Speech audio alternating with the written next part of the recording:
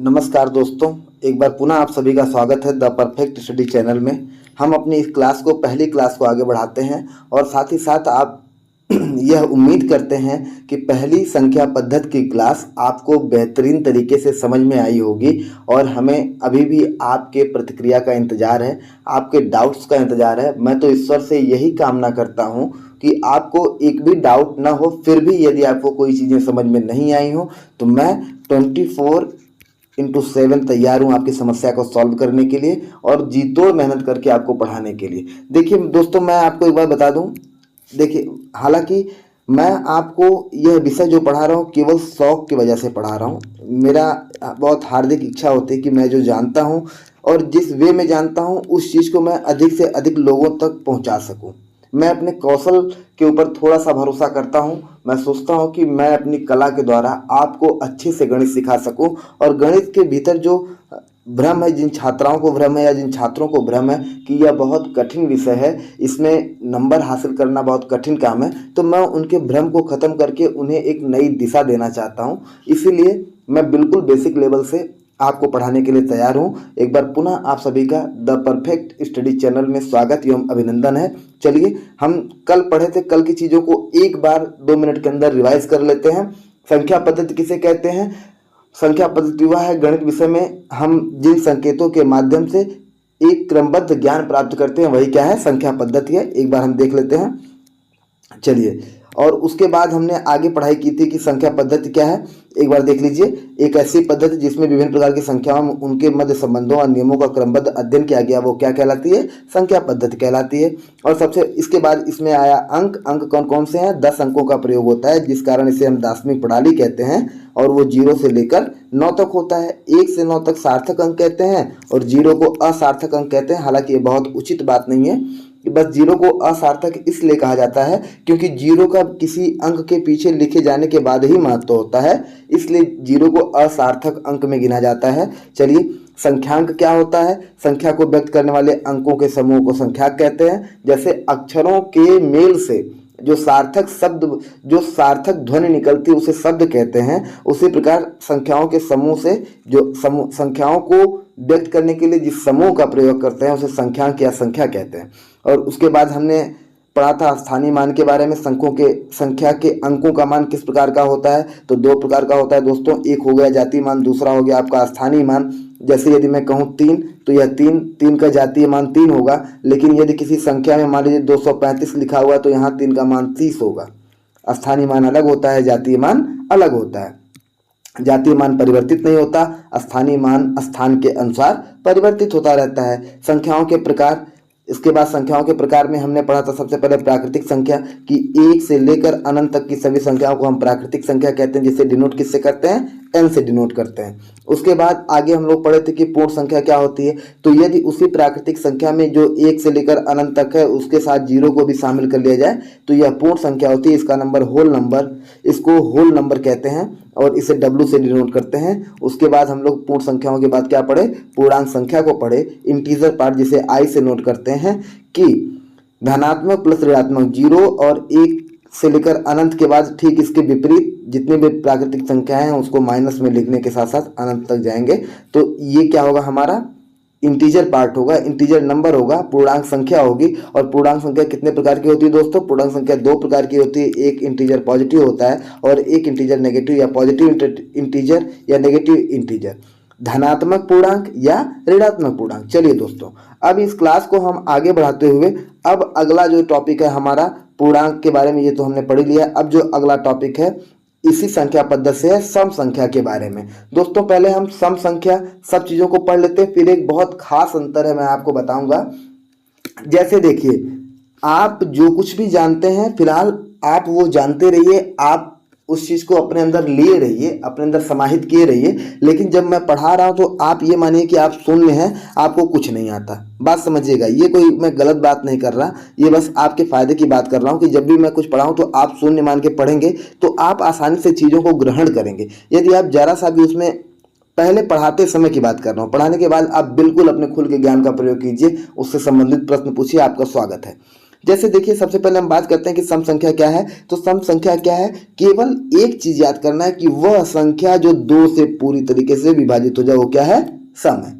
वह संख्या जो 2 से पूरी तरह विभाजित हो जाए वह क्या है, सम संख्या। जैसे 2 से 2 भी कट जाएगा, 2 दूना 4, 2 तीन 6, 2 नौ 18, 12 दूना 24, यानी 2 से जो भी संख्या कट जाती है वो क्या होता है, सम संख्या होती है। मेरे हिसाब से यह तो इसमें कुछ भी समझाने वाली बात नहीं है। अभी जब इसका अंतर मैं बताऊंगा, जो बताने वाला हूं, पहले सम, विषम, भाज्य और अभाज्य का, तो उस अंतर में हमें काम आएगा। फिलहाल आप यहाँ इतना जानिए कि जो भी संख्या 2 से पूरी तरह विभाजित होती है उसे क्या कहते हैं, सम संख्या कहते हैं। चलिए आगे चलते हैं। अगला क्या है, विषम संख्या क्या होती है, जो 2 से पूर्णतः विभाजित नहीं होती उसे क्या कहते हैं, विषम संख्या। एक तो है जो 2 से कट जाए, वह क्या हो गई आपकी, सम, और जो 2 से ना कटे वो क्या हो गई, विषम। बिल्कुल प्यारी सी चीज है, बिल्कुल आसान सा विषय है।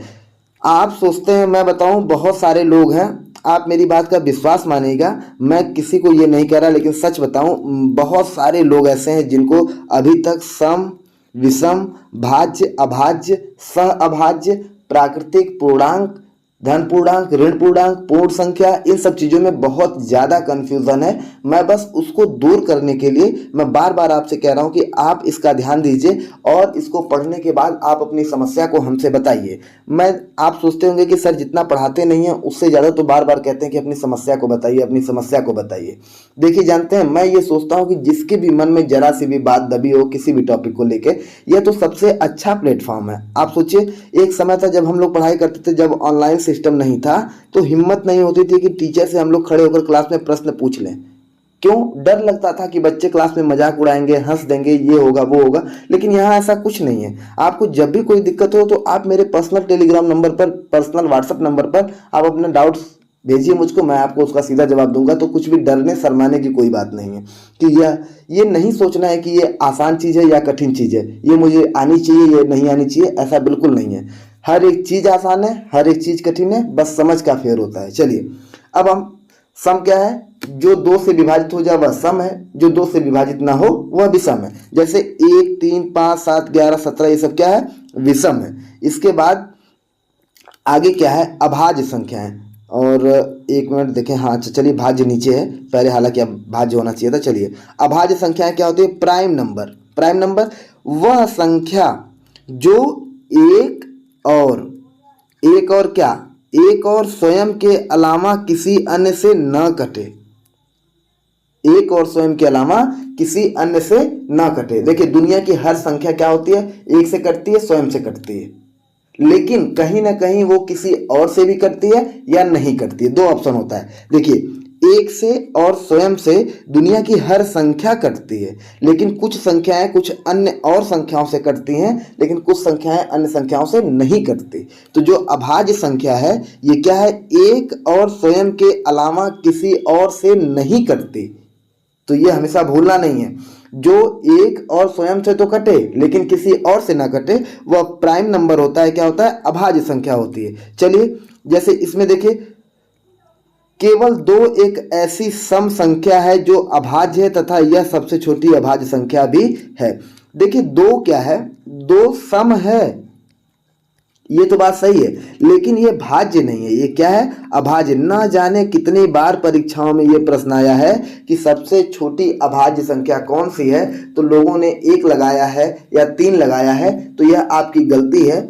2 एक ऐसी सम संख्या है या 2 एक ऐसी संख्या है जो अभाज्य है और सबसे छोटी अभाज्य संख्या है।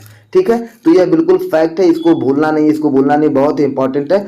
अब जैसे मैं पढ़ा रहा हूं आपको, ठीक है, मैंने प्राकृतिक पढ़ाया, तो आप अपनी कॉपी पर तुरंत लिखिए प्राकृतिक संख्या, उसके सामने लिख दीजिए n से डिनोट करते हैं 1 to अनंत। ठीक, बिल्कुल कोई बात नहीं, कोई दिक्कत नहीं इसमें। फिर मैंने आपसे कहा कि मैं पढ़ाया आपको पूर्ण संख्या, आप तुरंत लिखिए, इसको W से नोट करते हैं, 0 को लेकर 1 से अनंत, ऐसे नोट करते चलिए। जब मैं अभाज्य आपको पढ़ाऊं तो बस ऐसे आप देखिए, कुछ नहीं करिए, बस लिखिए अभाज्य लिखा आपने, अभाज्य के सामने लिख दीजिए 1 एंड स्वयं से, एक और स्वयं से कटे और किसी से न कटे, साथ ही दो सबसे छोटी अभाज्य संख्या तुरंत लिख लीजिए, एक एक लाइन में लिख लीजिए। यह आपका एक बेहतरीन नोट्स तैयार होगा। मैं तो नोट्स आपको दूंगा ही दूंगा, लेकिन जो आप अपनी भाषा में लिखेंगे वह कभी नहीं भूलेगा। परीक्षा के समय मेरे दिए हुए नोट्स को दोहराने के लिए हो सकता है आपको 1 घंटा लगे, लेकिन जो खुद से बनाए होंगे उसको दोहराने के लिए मात्र 20 मिनट लगेगा। बात समझे आप मेरी? चलिए अब अभाज्य के बाद हम चलते हैं किस पे? भाज्य संख्याएं, कंपोजिट नंबर। वे संख्याएं जिनका एक और स्वयं के अतिरिक्त कम से कम एक और गुणनखंड हो भाज्य संख्याएं कहलाती हैं। या इसको हम अन्य भाषा में कहें तो वे संख्याएं जो एक और स्वयं के अलावा किसी अन्य संख्या से भी कटे वह क्या होती हैं? भाज्य संख्या। जैसे 4 को मैंने कहा कि एक और स्वयं से हर संख्या कटेगी, 1 से तो कटेगा, 4 से कटेगा, लेकिन यह 2 से भी कटेगा। अब 12 का देख लीजिए, 12 1 से कटेगा, 2 से कटेगा, 3 से कटेगा, 4 से कटेगा, 6 से कटेगा, 12 से कटेगा। बात समझे? एक और स्वयं के अलावा कम से कम एक होने चाहिए, लेकिन अधिक से अधिक कुछ भी हो सकता है। ठीक है, तो वे संख्याएं जिनका एक और स्वयं के अतिरिक्त कम से कम एक और गुणनखंड हो वह संख्या क्या कहलाती है? भाज्य संख्या कहलाती है। चलिए, एक न तो भाज्य है और न ही अभाज्य है। एक न तो भाज्य है न ही अभाज्य है, यह बिल्कुल याद करने वाली चीज़ है, बिल्कुल समझने वाली चीज़ है। इसको कभी मत भूलिएगा आप कि एक न तो भाज्य में आता है न ही अभाज्य में आता है, एक विषम में आ सकता है, सम नहीं है, विषम में आ सकता है। अब एक पॉइंट है, इसको समझिए मैं कैसे क्लियर करता हूँ। भाज्य संख्याएं सम व विषम दोनों हो सकती हैं। मतलब भाज्य संख्याएं सम और विषम दोनों हो सकती हैं। अभी तक आपने सम, विषम, अभाज्य, भाज्य पढ़ा। अब एक वक्त आ गया ऐसा कि यहाँ पर हम इसको ऐसे समझेंगे, चारों में अंतर। देखिए, ये क्या है? सम। खूब प्यार से समझिए दोस्तों, ये क्या है? आपका विषम। ठीक, ये क्या है? भाज्य। और लास्ट में क्या लिख दिया जाए? अभाज्य। बिल्कुल आपके मन में जब मैं ये लिख रहा हूँ तो इसकी परिभाषा चल रही होगी। अगर आपको इसकी परिभाषा चल रही तो आप बेहतरीन तरीके से इस वीडियो को देख रहे हैं, आप ध्यान से इस वीडियो को देख रहे हैं। देखिए, बस एक चीज़ है, आपके ध्यान की आवश्यकता है, आपका हाथ चलता रहना चाहिए, उसकी आवश्यकता है। चलिए, सम जो 2 से कट जाए, ऐसे समझिएगा, मैं पूरा नहीं लिखूंगा, जो 2 से कट जाए। और विषम क्या है? जो 2 से न कटे। सीधी सी बात है। भाज्य क्या है? भाज्य जो एक स्वयं प्लस अन्य से। अभाज्य क्या है? जो केवल एक और स्वयं से। बात समझ गए? कुछ कठिन है इसमें, सब मैंने यहां पर आपके सामने लिख दिया। अब जैसे मैं कह दिया 8, ठीक है, 8 कह दिया, तो अब आप बताइए 8 सम है कि नहीं? देखिए, 2 से कट जाएगा, सम है, लेकिन 8 विषम नहीं है क्योंकि ये 2 से नहीं कटेगा। सॉरी, गलती हो गई। 8 क्या है? 2 से कट जाएगा, इसलिए ये सम है। ठीक, जो 2 से ना कटे वो विषम है, तो विषम का यही सवाल नहीं होता क्योंकि ये तो 8 2 से कट गया। अब 8 देखिए भाज्य है कि अभाज्य है? 8 को देखिए, 1 काटेगा, 2 काटेगा, 4 काटेगा और उसके बाद क्या काटेगा? 8 खुद काटेगा। तो एक और स्वयं के अलावा इसके 2 और गुणनखंड है, 2 और नंबर से ये कट रहा है, तो इसलिए ये भाज्य हो गया। अगर ये भाज्य हो गया तो फिर ये अभाज्य नहीं होगा।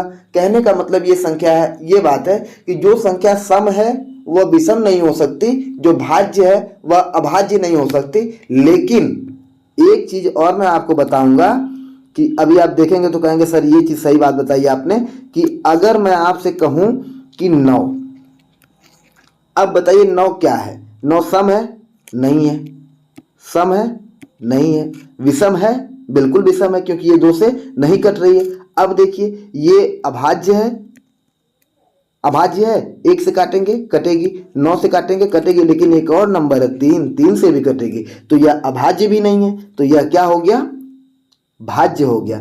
मतलब 9 विषम होते हुए भी भाज्य है। यह कोई कठिन बात नहीं है, यह कोई गंदी बात नहीं है, कोई खराब बात नहीं है कि जो संख्या विषम है वो भाज्य नहीं हो सकती। यहाँ साफ लिखा है कि भाज्य संख्या सम भी हो सकती है, विषम भी हो सकती है। आप समझिए, सम और विषम 2 एक जोड़े हैं, भाज्य और अभाज्य 2 एक जोड़े हैं। ठीक है, जो सम है वह विषम नहीं होगा, जो विषम है वह सम नहीं होगा, जो भाज्य है वह अभाज्य नहीं होगा, जो भाज्य नहीं है वह अभाज्य होगा या हो सकता है। लेकिन आप एक चीज कीजिए कि दो जो विषम है वह जरूरी नहीं है कि भाज्य या अभाज्य दोनों में से कोई एक हो, वह दोनों हो सकता है। जैसे विषम संख्या भाज्य भी हो सकती है, अभाज्य भी हो सकती है। जैसे 3 क्या है, 3 विषम भी है और अभाज्य भी है। लेकिन आप देखेंगे 9 क्या है। अब 9 के बाद अगला नंबर सोचिए कौन सा होगा। 9, 11, 13, फिर उसके बाद 17 हो जाएगा, 17, 19, 21। 21 देखिए आपका विषम है। ये विषम है कि नहीं, 2 से नहीं कट रहा है। लेकिन 21 को 1, 3, 7, 21 4 अंक काटे, 4 संख्या 4 अंक काटेंगे, 4 संख्याएं काटेंगे, तो यह क्या हो गया, भाज्य हो गया। कहने का मतलब अब मूलतः साफ साफ समझिए, सम संख्या और विषम संख्या, जो सम है वह विषम नहीं होगा, जो विषम है वह सम नहीं होगा, जो भाज्य है वह अभाज्य नहीं होगा, जो अभाज्य है वह भाज्य नहीं होगा। लेकिन जो विषम है वह भाज्य भी हो सकती है और अभाज्य भी हो सकती है। अब आप कहेंगे कि सर जो सम है वो भी भाज्य हो सकती है या अभाज्य हो सकती है। तो दोस्तों जो सम संख्या होती है, आप कोई भी संख्या ले लीजिए, देखिए 4 ले लीजिए, 6 ले लीजिए, 8 ले लीजिए, 10 ले लीजिए, 12 ले लीजिए। इसको देखिए कौन काटेगा, 1, 2, 4, 1, 2, 3, 6, 1, 2, 4, 8, 1, 2, 5, 10, 1, 2, 3, 4, 6। देखिए इसके एक और स्वयं के अलावा ना जाने कितने गुणनखंड हैं। तो जितने भी सम संख्याएं होती हैं वो केवल भाज्य होती हैं, लेकिन जितनी भी विषम संख्याएं होती हैं वो भाज्य भी होती हैं और अभाज्य भी होती हैं। अब मेरे हिसाब से आपको ये चीज़ समझ में आ गई होगी। चलिए अब हम आगे बढ़ते हैं। सह अभाज्य संख्या क्या होती है। सह अभाज्य, स मतलब साथ, अभाज्य मतलब अभाज्य जो कटे ना संख्या। को प्राइम नंबर क्या होता है, ऐसी 2 या 2 से अधिक प्राकृतिक संख्याएं जिनमें एक के अतिरिक्त कोई अन्य उभयनिष्ठ गुणनखंड ना हो, सह अभाज्य कहलाती हैं। जैसे देखिए 2 और 3, आप बताइए 2 और 3 में क्या है, 2 और 3 को केवल एक काटेगा और कोई नहीं काटेगा, मतलब एक और स्वयं के अलावा। जैसे आप समझिए एक और स्वयं के अलावा, लेकिन इन दोनों के एक साथ की बात कर रहे हैं। तो 2 को केवल एक काटेगा। एक ऐसा नंबर है जो 2 को भी काटेगा, 3 को भी काटेगा, लेकिन कोई दूसरा ऐसा नंबर है ही नहीं जो इन दोनों को काट दे। 16, 21, 25 में एक 16 को काटेगा, एक 21 को काटेगा, एक 65 को काटेगा। कोई और नंबर लेके देखिए, जैसे मान लीजिए 2 से 16 कटेगा लेकिन 21 और 65 नहीं कटेंगे। 3 से 21 कटेगा लेकिन 16 और 65 नहीं कटेंगे। 5 से 65 कटेगा लेकिन 16 और 21 नहीं कटेंगे। लेकिन एक ऐसी संख्या है जिससे ये तीनों कट जाएंगे। अर्थात कहा जाए कि वे संख्याएं जिनको केवल एक काट सकता है वे सह अभाज्य संख्याएं होती हैं। या ऐसी 2 या 2 से अधिक संख्याएं, ऐसी 2 या 2 से अधिक प्राकृतिक संख्याएं जिसे एक के अलावा कोई और न काटे, उसे क्या कहते हैं, सह अभाज्य संख्याएं कहलाती हैं। उभयनिष्ठ का मतलब होता है कॉमन, जो दोनों में हो। उभयनिष्ठ का मतलब जो दोनों में हो। और गुणनखंड और गुणज, इन सब चीज़ों का मतलब मैं बहुत जल्दी पढ़ाऊंगा। जब मैं आपको एलसीएम और एचसीएफ पढ़ाऊंगा तो उसमें आप समझेंगे कि गुणनखंड, गुणज, अपवर्तक, अपवर्त, सार्वगुणज, ये सब क्या होता है। इन सब शब्दों की मीनिंग बताऊंगा जो कि आपके सीटेट के प्रश्नों में बहुत बार आती है। ठीक है दोस्तों, सह अभाज्य संख्याओं का अभाज्य होना आवश्यक नहीं है। बिल्कुल सही बात है। कोई भी 2 नंबर ले लीजिए, जैसे 16 है, 21 है, ये तो देखिए भाज्य है, सम भी है, ये भी भाज्य है, ये विषम है, लेकिन दोनों आपस में क्या है, सह अभाज्य हैं। क्यों सह अभाज्य हैं, क्योंकि केवल इनका एक गुणनखंड है। और सह अभाज्य हमेशा एक युग्म की बात होगी। जैसे 2 संख्याएं होंगी तो उसी की बात होगी। अगर इस क्लास को आप ध्यान से देखेंगे तो कोई भी कंफ्यूजन नहीं होगी। दिमाग आपका अगर मान लीजिए कुछ और भी सोच रहे हैं, कुछ और चीज़ों के बारे में सोच रहे हैं, तो हो सकता है आपको थोड़ी बहुत कंफ्यूजन हो। चलिए परिमेय संख्याओं के बारे में बात करते हैं। परिमेय संख्या क्या होती है, रेशनल नंबर। वे संख्याएं जिन्हें p बाई क्यू के रूप में व्यक्त किया जा सके उसे क्या कहते हैं, परिमेय संख्या। p बाई क्यू, p बटा क्यू, यानी कि जिन्हें भिन्न के रूप में व्यक्त किया जा सके उसे क्या कहते हैं, परिमेय संख्या। और q का मान जो है वो क्या होना चाहिए, 0 के बराबर नहीं होना चाहिए। ऐसा क्यों, आप सोचिए। किसी भी संख्या में, जैसे कोई भी संख्या आपके सामने है, अगर मान लीजिए मैं कह दिया 15, अगर किसी भी संख्या में आप 0 से भाग देंगे तो वो भाग कितनी बार जाएगी, अनंत बार। 0 से भाग जा ही नहीं सकती। आप समझिए, 0 से भाग देंगे तो वह अपरिभाषित या अनंत बार भाग जाएगी और हर एक संख्या में 1 से भाग चली जाएगी। अभी कुछ इंपॉर्टेंट चीजें मैं जो अभी आपको बताऊंगा फिलहाल। क्यू का मान जीरो क्यों नहीं होना चाहिए? अगर पी बटे क्यू की बात कर रहे हैं, क्यू का मान अगर जीरो हो जाएगा तो यह अपरिभाषित हो जाएगा या भाग अनंत बार जाएगी, तो इससे इसलिए वह अपरिमेय संख्या हो जाए, सॉरी परिमेय संख्या हो जाएगी। जिसे हम p बटे क्यू के रूप में व्यक्त करें वह क्या है? परिमेय संख्या। p और q दोनों पूर्णांक हैं। अभी हमने इसके पहले पढ़ा कि क्या है? पूर्णांक है। पूर्णांक, पूर्णांक का मतलब समझे आप? अगर पूर्णांक का मतलब वो पॉजिटिव भी हो सकती है, नेगेटिव भी हो सकती है। बिल्कुल। अच्छा, अभी मैं आपसे अगर एक प्रश्न पूछ दूं, क्या जीरो हो सकता है? बिल्कुल नहीं हो सकता। क्यों नहीं हो सकता? क्योंकि जीरो तो पूर्णांक में आता ही नहीं। जीरो तो उदासीन पूर्णांक है। यहाँ केवल किसकी बात कर रहा है? पूर्णांक की बात कर रहा है, और धन और ऋण की पूर्णांक की बात कर रहा है। प्रत्येक पूर्णांक संख्या एक परिमेय संख्या होती है, तो बिल्कुल आसान बात है। जैसे मैं अभी आपको बता रहा था कि मान लीजिए 3 में मैं जीरो से भाग दूं तो यह भाग नहीं जाएगी, यह अपरिभाषित हो जाएगा। लेकिन अगर मैं जीरो में 3 से भाग दूं तो यह क्या हो जाएगा? जीरो के बराबर होगा। किसी भी संख्या में जीरो से भाग दूं तो वह क्या हो जाएगा? जीरो के। किसी भी संख्या में मैं जीरो में 3 से भाग दूं या जीरो में किसी भी संख्या से भाग दूं तो वह हमेशा क्या प्राप्त होगा? जीरो प्राप्त होगा। आई थिंक आपको ये चीज बहुत अच्छे से समझ में आई होगी। अपरिमेय संख्या क्या है? वे संख्याएं जिन्हें p बटे q के रूप में व्यक्त नहीं किया जा सकता अपरिमेय संख्या कहलाती हैं, जहां p और q पूर्णांक तथा q is not equal to zero. जैसे ठीक है, यहाँ पर देखिए, जैसे कोई चिन्ह की बात होगी हमेशा, करणी में 2, करणी में 5, करणी में 7, या किसी भी चिन्ह की बात होगी, पाई, थीटा हो गया, कुछ भी ऐसे चिन्ह हो गए, ई हो गया, जो चिन्हों की बात होगी वो क्या होंगे? अपरिमेय होंगे।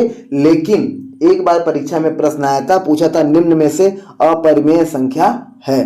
पाई भी दिया था और पाई का मान भी दिया था 22/7। अब सोचिए, एक ऑप्शन में पाई दिया है, एक ऑप्शन में पाई का मान दिया है, तो अब आप बताइए अपरिमेय किसे मानेंगे? होना तो ये दोनों चाहिए। लेकिन अब यहाँ आपको ध्यान देने की आवश्यकता है कि पाई एक अपरिमेय संख्या है, क्योंकि 22/7 पाई का यथार्थ मान नहीं है, यह इसका सन्निकट मान है। यह पाई का मान माना गया है कि क्या है? 22/7। बात समझिएगा, 22/7 एक निकटतम मान माना गया है।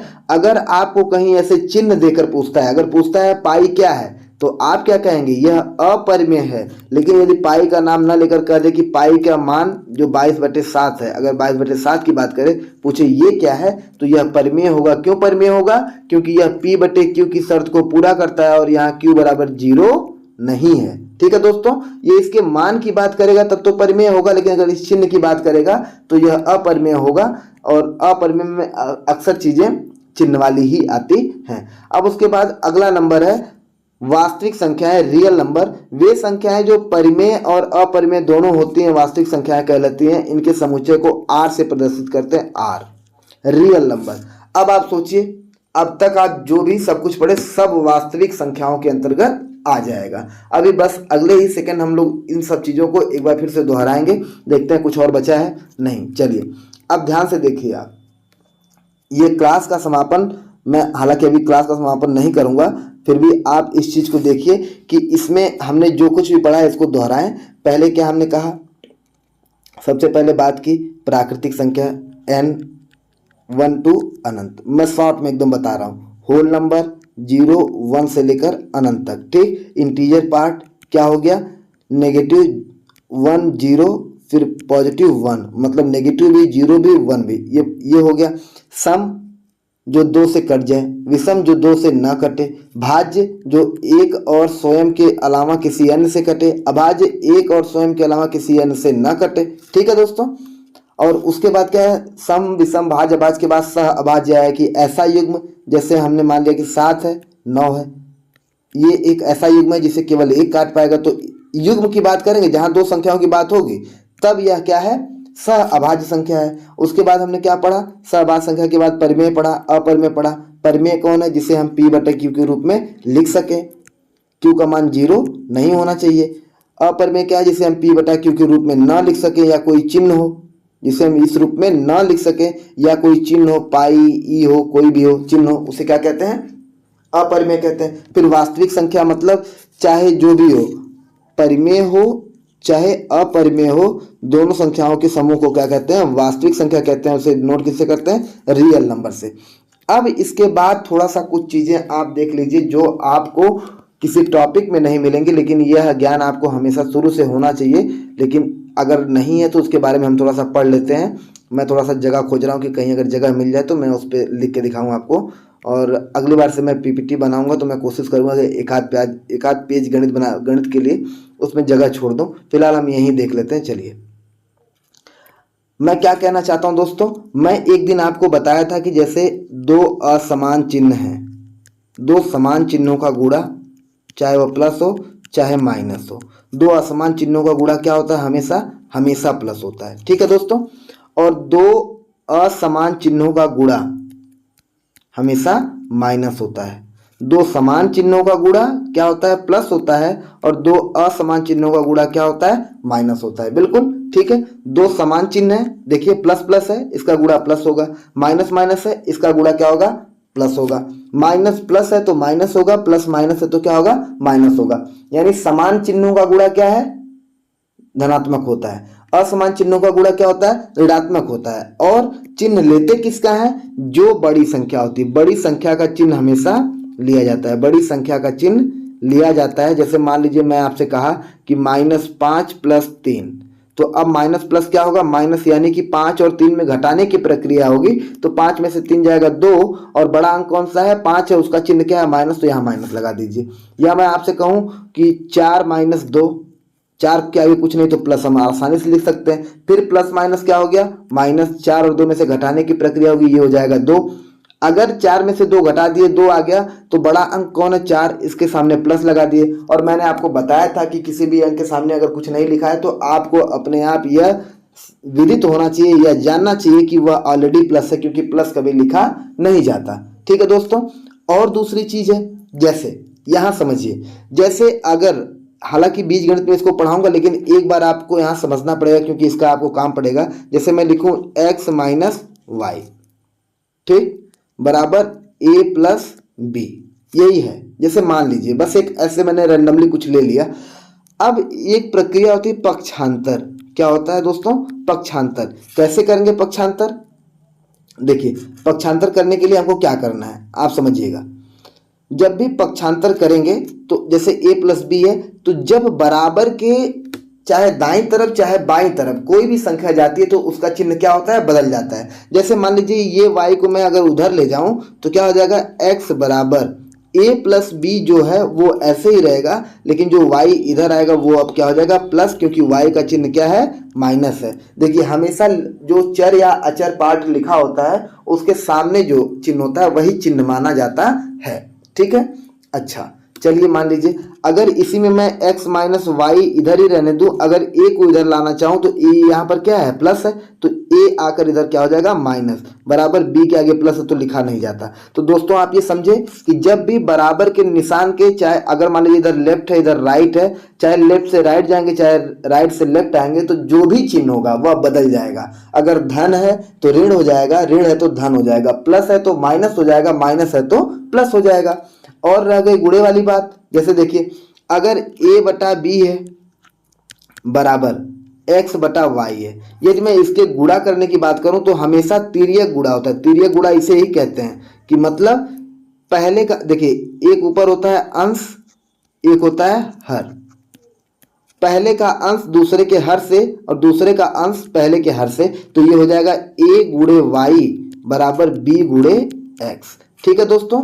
और क्या है, जैसे a × y b × x, इसमें अभी कुछ और नियम आएंगे, क्रम विनिमय नियम होता है, बहुत सारे नियम होते हैं, हम लोग क्रमशः सबको पढ़ेंगे। तो जैसे मान लीजिए, तो अगर ये इधर उधर होता है, इसका क्रम चाहे b × x चाहे x × b लिख सकते हैं, चाहे a × y चाहे y × a लिख सकते हैं। ठीक है, आप ये समझ गए कि तिर्यक गुणा कैसे होता है और पक्षांतर कैसे होता है। ठीक है दोस्तों। चलिए अब इसमें हम एक चीज और दिखा दें। अभी हम एक टॉपिक इसमें सरलीकरण का डालेंगे, सरलीकरण हम पढ़ेंगे।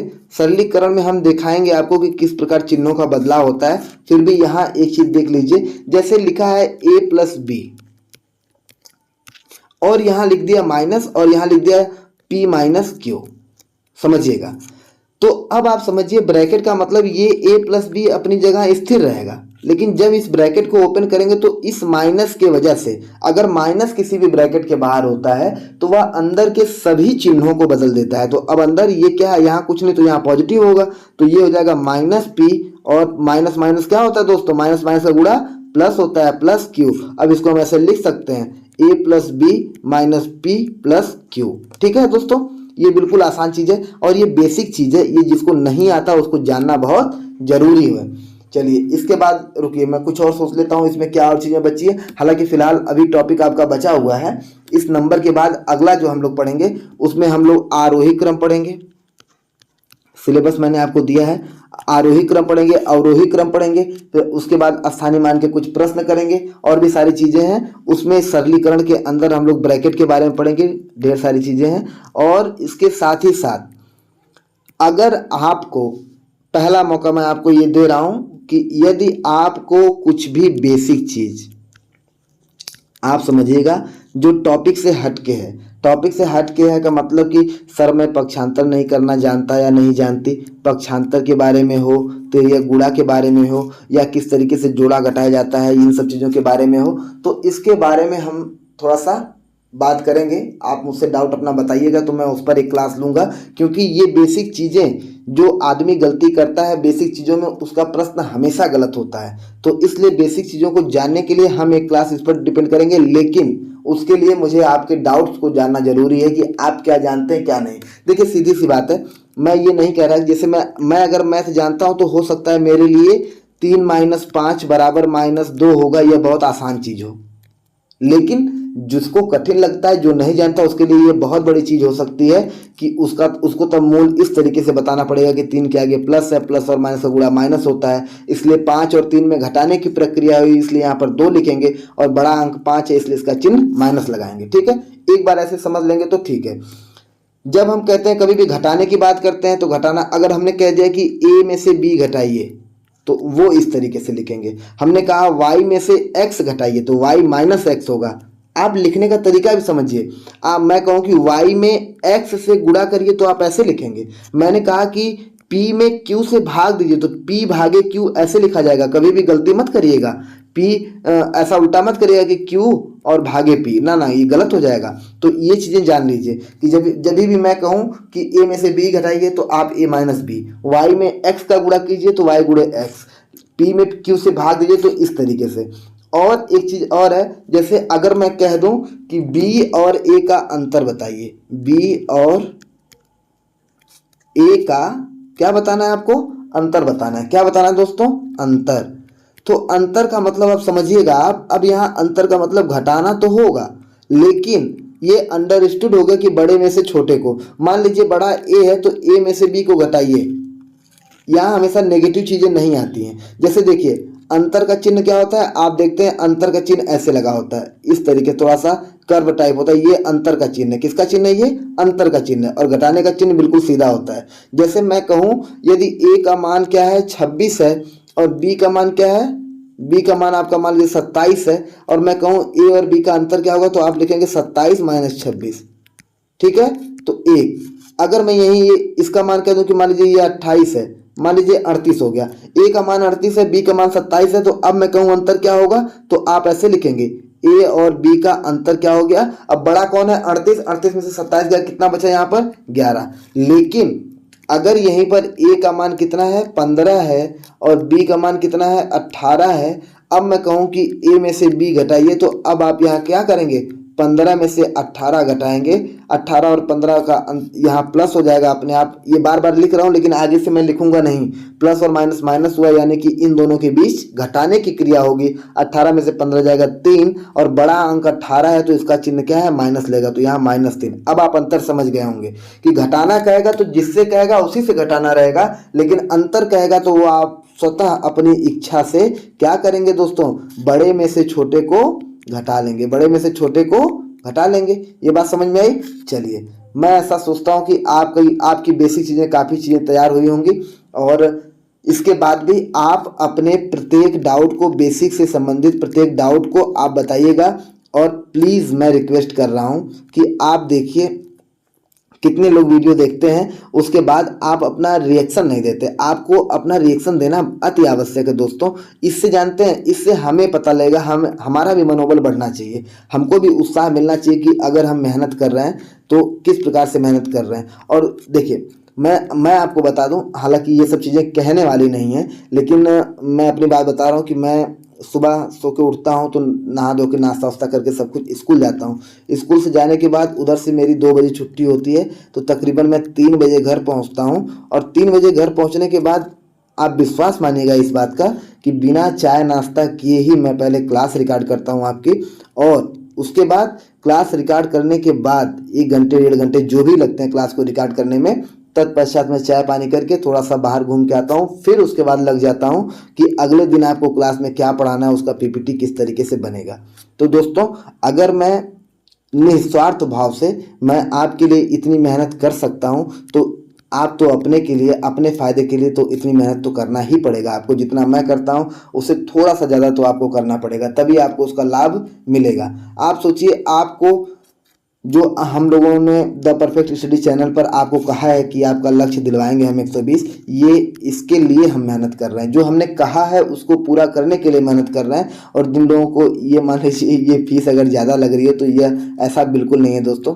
ये केवल समझिए, आप कभी जब हमारे स्तर तक पहुँचेगा, ईश्वर करें कि आप हमारे बराबर बहुत जल्दी हो जाइए, तब आप इस चीज़ को समझेंगे कि यह तो मात्र एक सहयोग राशि है, इतने से कुछ होता नहीं। लेकिन जैसे क्या है कि हमें आप तक वो मटेरियल उपलब्ध करवाने के लिए हम देखिए तन मन धन से तो लगे हैं, तन से लगे हैं, मन से लगे हैं, और धन से भी कुछ कुछ लगे हैं। लेकिन थोड़ा सा इसमें आपका सहयोग हो जाएगा तो बहुत अच्छा होगा। और ठीक है, धन्यवाद। और बाकी हमारा एक ही लक्ष्य है कि हमारा भी नाम हो, आपका भी नाम हो, आप लक्ष्य को प्राप्त करें, आप हमारे बराबर आएँ, जीवन भर हमको याद करें कि हाँ, कोई सर थे जिन्होंने हमें पढ़ाया। और कुछ कहना नहीं है, और बस इतना कहना है कि मैं इतनी बात बस केवल इसलिए कह रहा हूँ ताकि आपको थोड़ा सा मोटिवेशन मिले। मोटिवेशन जरूरी क्यों होता है जानते हैं? मोटिवेशन हर व्यक्ति को जरूरी होता है, क्योंकि आप समझिए कि एक चीज़ होती है सेल्फ मोटिवेशन। आप रेगुलर, आप सोचिए कि एक चाकू है, उससे आप महीनों तक सब्जी काटिए, कंटिन्यू सब्जी काटेंगे तो उसकी जो धार है वो ब्लंट हो जाएगी, वो कुंद हो जाएगी। कुंद का मतलब बहुत तेज नहीं रहेगा, उससे सब्जी कटेगी नहीं। लेकिन अगर बार बार उस धार को पत्थर पर रगड़ते रहेंगे तो वह धार हमेशा तेज रहेगी। तो जो सेल्फ मोटिवेशन होता है, अगर आपको मोटिवेशन कहीं से नहीं मिल रहा है तो आपको सेल्फ मोटिवेशन की ज़रूरत है। आप खुद से भी खुद को मोटिवेट किया करिए, तब ये चीज़ें अच्छी होंगी। तो मैं ये सारी चीज़ें, अपनी बातें इसलिए बताया ताकि आप भी इस चीज़ को समझें, मोटिवेट हों और खूब अच्छे से पढ़ें। अब सोचिए कि गर्मी का माहौल है, ठीक है, गर्मी का माहौल है, इतनी ज़्यादा गर्मी पड़ रही, उमस हो रही, ह्यूमिडिटी बहुत ज़्यादा है, फिर भी एक कमरे में बंद होकर आप क्लास रिकॉर्ड करना पड़ता है। यहाँ तक कि फ़ैन या कूलर आप नहीं चला सकते, क्योंकि अगर फ़ैन या कूलर चलेगा तो उसकी आवाज़ पूरी आएगी और आपको कुछ सुनाई नहीं देगा। तो गर्मी में बिल्कुल पसीने से लथपथ होकर हम मेहनत कर रहे हैं। तो इतना तो आप भी कर सकते हैं कि आप चाहे फ़ैन हो, कूलर हो, एसी हो, कुछ भी ऑन करके आप आसानी से उसमें बैठकर अपना काम कर सकते हैं। और थोड़ा सा हाथ चलाया करिए, पेपर लेकर, पेन लेकर उस पर लिखते रहा करिए, उसको नोट करते रहा करिए, और बहुत जल्दी आप इन सब चीज़ों में माहिर हो जाएंगे और आसानी से परीक्षा पास करके हमारे बराबर आ जाएंगे। फिर आप किसी का कल्याण करेंगे। ठीक है, बहुत बहुत धन्यवाद। आप सभी को ढेर सारी शुभकामनाएं। शुभ रात्रि।